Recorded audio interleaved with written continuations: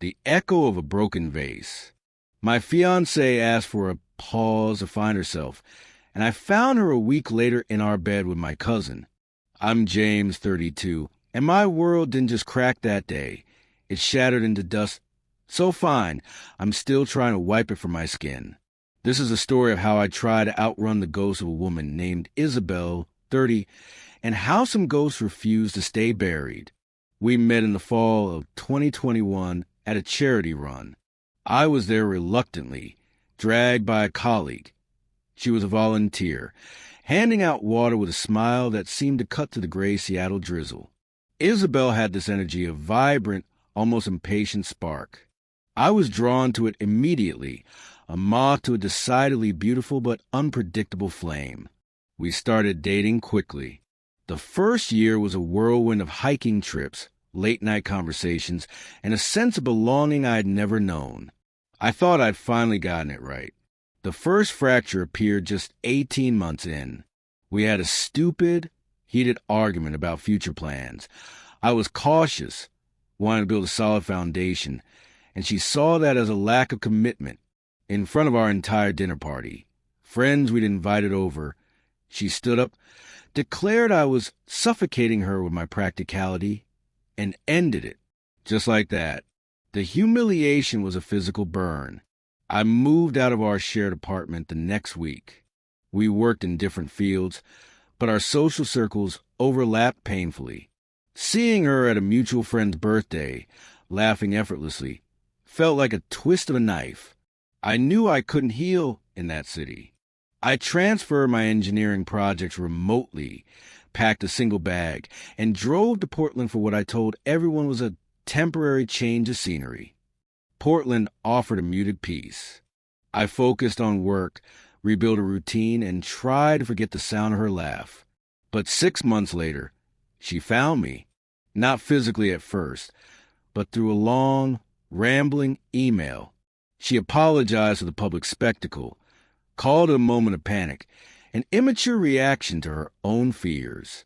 She wrote about regret, about the silence in her apartment, about how my steady presence was what she craved, not something to flee from. I ignored it for a week. Then another arrived, more reflective, less dramatic. Against every warning bell in my mind, I replied. We started talking again, carefully over the phone. The conversation stretched for hours, peeling back the layers of what went wrong. She sounded different, softer, more thoughtful. After 3 months of this long-distance reconciliation, I drove back to Seattle for a weekend. We talked in person, and the old chemistry was there, tempered by a new, seeming vulnerability on her part. I told myself people could change. We decided to try again, with me basing myself in Portland, but spending every other weekend in Seattle. By early 2023, we were officially back together, and the relationship felt stronger, more intentional. This time it was different, better. We communicated, or so I thought. We spoke about marriage openly, and I began to say with a fierce determination. I picked up freelance consulting work on top of my regular job, working nights and weekends. I was often tired, quieter than usual, distracted by spreadsheets and savings accounts. I was crafting the perfect proposal. A ring and the deed to a small, modern house in the San Juan Islands she'd always dreamed of. It was to be the ultimate surprise, a testament to our rebuilt love. I didn't tell her why I was so busy, wanting to see the shock and joy on her face. Then, in the spring of 2024, she dropped the bomb. Over a strained video call, she said, "James, I think I need a pause. Just some space to think." I was blindsided. My throat closed up. "Why? What's wrong?" I managed to ask. She shook her head, tears in her eyes. I need to figure some things out. You've been so distant again. It feels like before." I protested, tried to explain I was working on something for us, but she cut me off. "Please, just give me this." 2 weeks. No contact. The call ended. During those 2 weeks of silent agony, I scoured our past conversations for clues. I remember her mentioning a new friend, Ben, a freelance photographer she'd met at a gallery opening.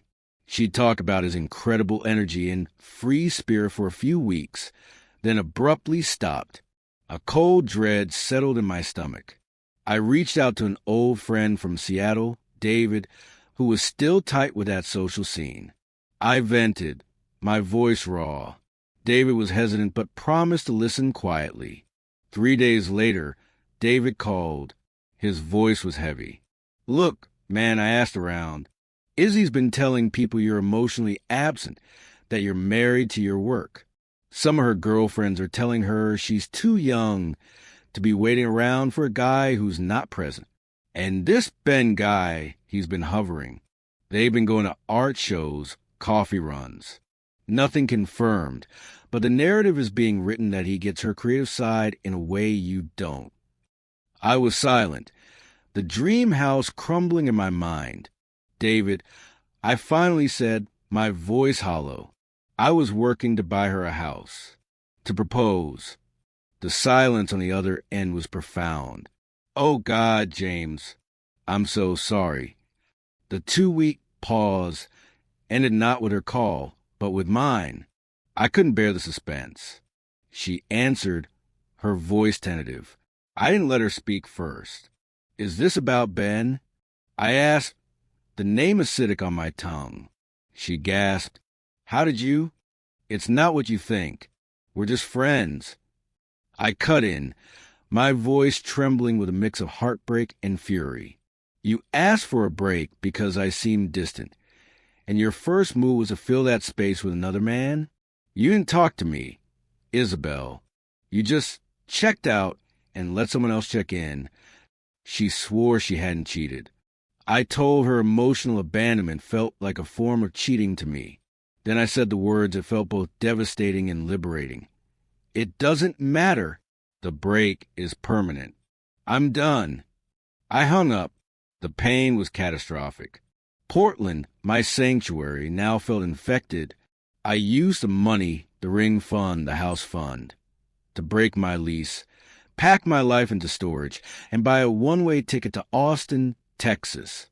A new coast, a new rhythm, a new start. As I was finalizing plans, David called again. He sounded shattered. "James, I have to confess something. I saw Izzy. She was a wreck. She'd heard about the house.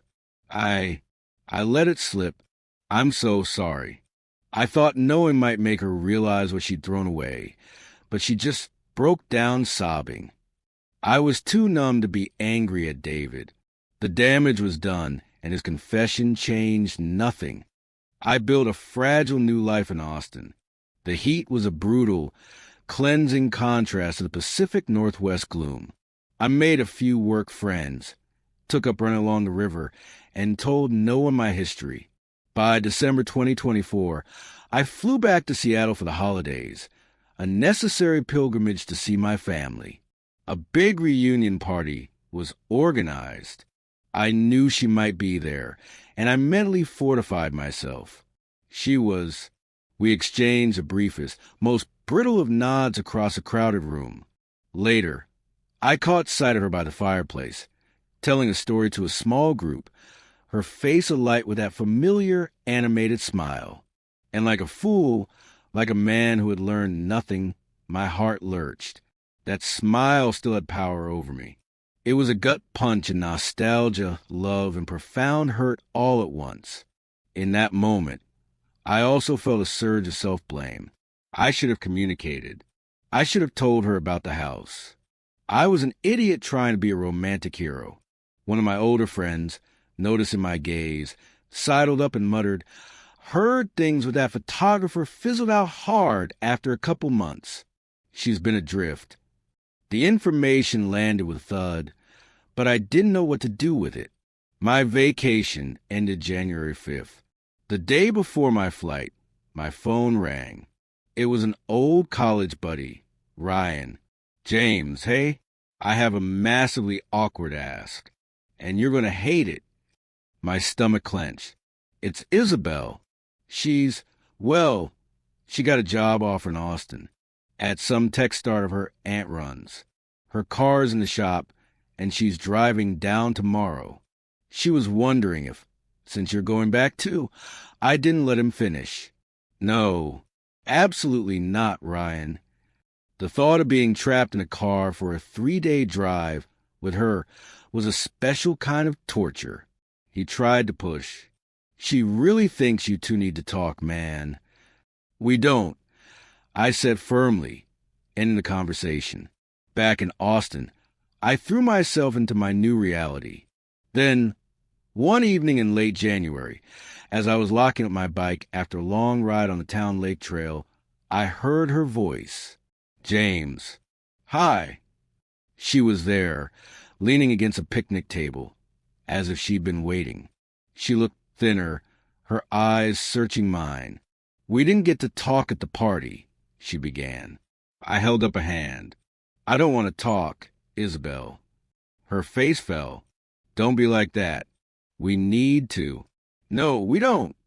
How can you still be so angry after all this time? She asked, her voice pleading. I took a deep breath, trying to articulate the storm inside. It's not anger. It's pain. Thinking about you, seeing you, it hurts. It's an open wound, and talking feels like pouring salt in it. So I'm choosing not to. She took a step forward. But that's why we should talk. To heal it. I just shook my head, got on my bike, and rode away, leaving her standing there. The attempts didn't stop. She bumped into me at my local grocery store. She sent a friend request from a new profile, which I ignored. My friends were divided. Some, like Ryan, thought I was being cruel, that I owed her or myself closure. Others supported my need for distance. I tried to explain it wasn't about punishment.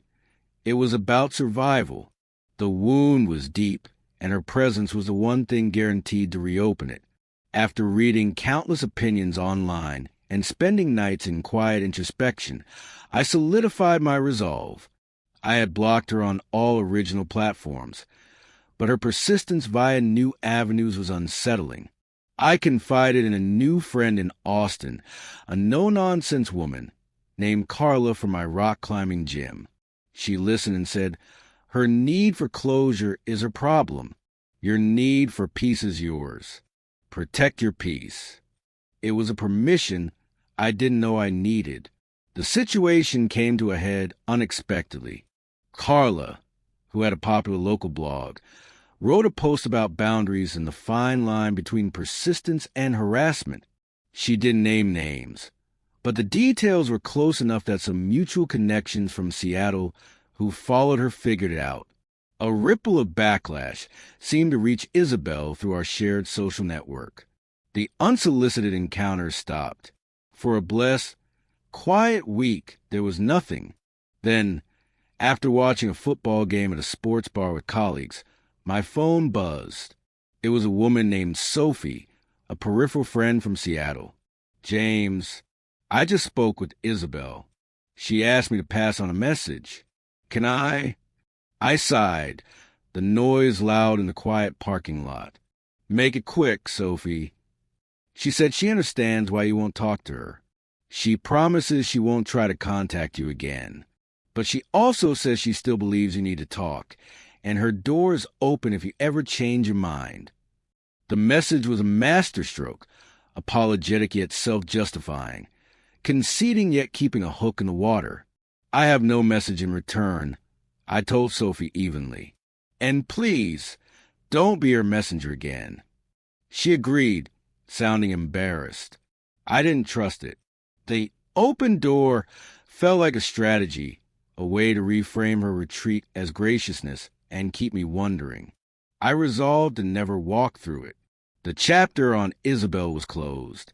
I started seeing a therapist, not just for her, but to understand why I'd been so willing to ignore red flags for the sake of a dazzling smile.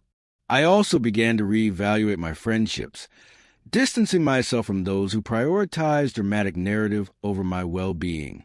Just when I thought the echoes had finally faded, On a Tuesday in mid-February, I received a direct message on a professional networking site. It was from Isabel's mother, Evelyn. My heart sank. I had always liked and respected her parents deeply. They were kind, grounded people who had never interfered. The message was simple. James, I would appreciate it if you could give me a quick call when you have a moment. I'd like to apologize. No pressure, but I hope you'll hear me out. This was a dilemma. Ignoring her felt wrong, but engaging felt dangerous. After a day of deliberation, I decided to call. I set a firm boundary for myself. If the conversation steered toward reconciliation, I would politely end it. Evelyn answered on the second ring. James, thank you for calling, she said, her voice warm but strained. I have your father here on speakerphone, if that's all right. I assured her it was. There was a brief, tense silence. First, her father, Robert, began, his voice gravelly with emotion. We want to apologize for Isabel's recent behavior. The stalking, the messages through friends. We only found out about the full extent of it recently. You don't owe me an apology, I said sincerely. Isabel is an adult. Her choices are her own. We feel we do, Evelyn insisted. We raised her. And while we can't control her, we can acknowledge the hurt she's caused and express our regret that you've been subjected to this. It's not how we hope anyone, especially you, would be treated. Robert continued. We had a very long and frankly difficult conversation with her. It was the kind of talk you have with a heartbroken teenager, not a woman her age. She is lost. She's finally realizing the consequences of treating people as options. He paused. She has promised us and herself that she will stop all contact with you. She's also agreed to start therapy, which is long overdue. We're holding her to that. A profound relief, clean and quiet, washed over me. This wasn't a manipulative tactic. This was accountability from the only people whose opinion might truly sway her. I appreciate you telling me this, I said, my voice thick.